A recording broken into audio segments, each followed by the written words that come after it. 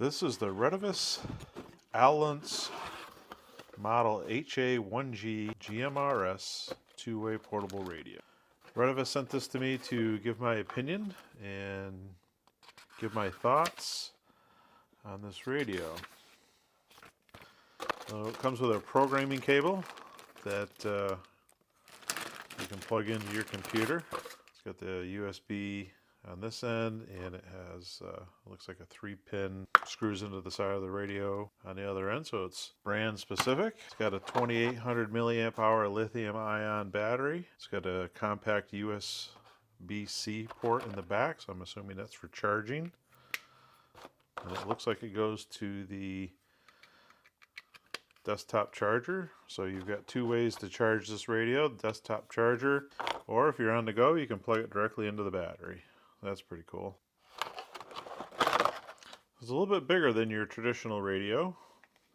It also has a more robust feel to it. This is almost a commercial grade. Pretty stout, pretty good size. It's not cumbersome at all. This has got two knobs on the top, so we're going old school. So we can change the channel with this top knob, which is pretty neat. It's got a color screen and it's pre-programmed with 30 GMRS frequencies. As you can see, it comes out of the box. You've got a dual monitor or a dual watch feature. It does transmit on GMRS frequencies, but it also receives on VHF and UHF frequencies. Features the NOAA weather channels. It does CT, CSS in digital tones. It does have a scan with priority. It's also capable of listening to FM radio. It transmits 5 watts of power on high, and it transmits half a watt on low. The antenna is removable, and although it's pre-programmed with GMRS, you can add up to 220 additional customized channels. General impressions. My first general impressions of this radio is it's not your typical cheap little radio. The owner's manual seems pretty thorough, but we'll only use that if we absolutely have to. Alright, so the first thing you notice is it's got a color screen. So let's hit the menu button. I've not done anything with this radio yet. So we've got some radio settings, zone settings, channels, scanning, signaling, call tone, FM radio, weather, factory reset, which is nice. So let's go to the radio settings. The first thing I want to do is get rid of this annoying beep.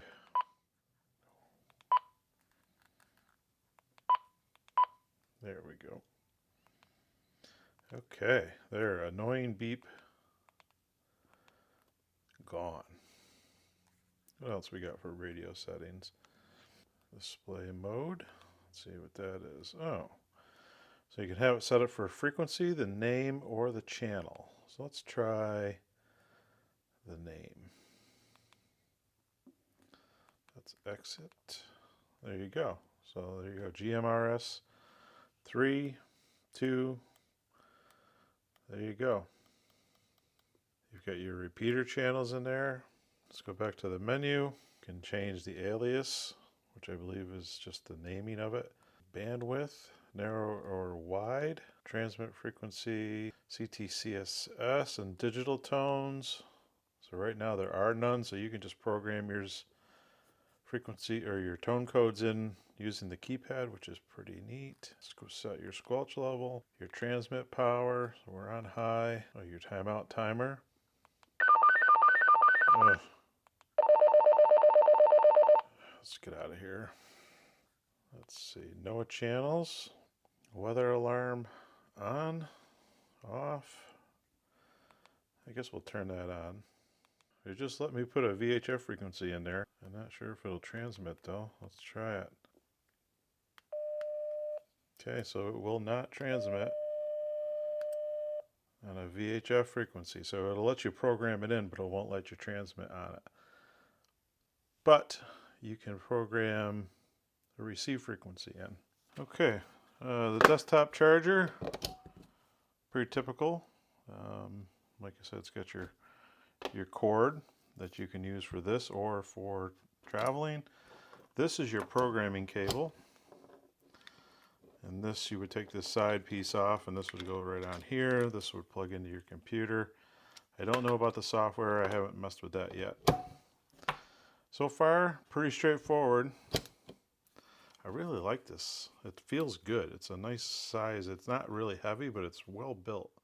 All right, some of the other features that you have in here is you can set your mic gain.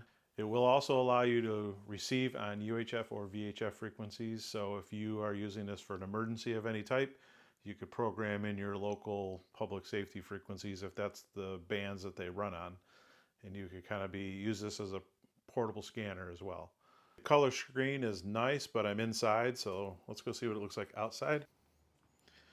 As you can see, there's no sun. This camera doesn't really do it justice. It's not terrible. It's not showing up well on the camera, but you can go outside and you can see it. A lot of features here. It's all intuitive. It's all done here. There's not much that you're going to need to use that programming cable for. You can do pretty much all of it right here.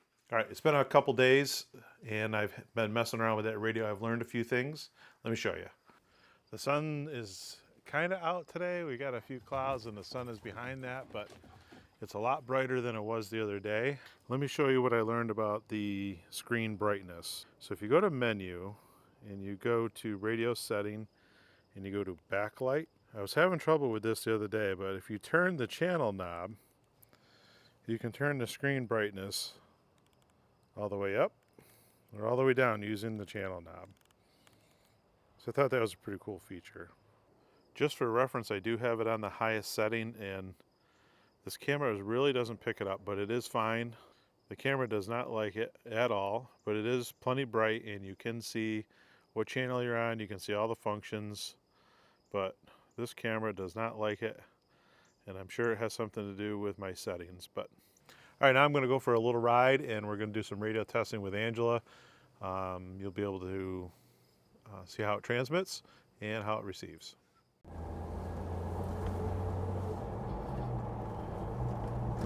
It's been about a week or so since I drove the Jeep, so we're going to go get some gas. I've got the radio with me and we're going to be about 4 miles away, 5 miles away, and we'll go ahead and do some testing. Hello. I'm at 1 mile. Okay, so that's a 1 mile test, and I'm transmitting okay, but not receiving great. We're going to go about another half mile up here. I think our line of sight is going to improve. Angela's got a radio with an extended antenna on it. I'm just running with this stock little antenna, so that might make a difference here. On a scale of 1 to 10 right now, with 10 being good, what would you say we're at?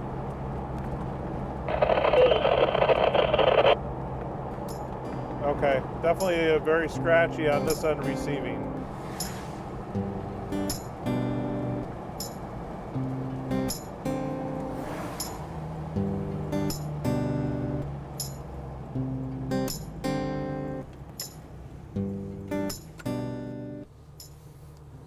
Okay, it must sound pretty good on that end.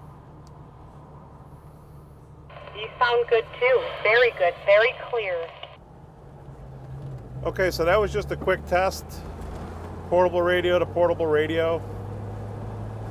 Angela seems to hear me pretty well. It's a little bit staticky on this end. The speaker receiving is very good quality, so it does sound nice. It's got a little bit deeper tone to it than most radios. All right, we'll do some more testing in our next video, and we'll also get into the programming side of things with the computer. But let's talk about this IP67 rating. So the IP67 rating means that it's dust-proof for up to 8 hours. That's the 6. And the 7 is waterproof up to 3 feet for 30 minutes. So what that means is, that means you can play with it on the beach, in the tub, or even in the shower. Shug, I think I forgot my towel. Thanks for watching. Roger that.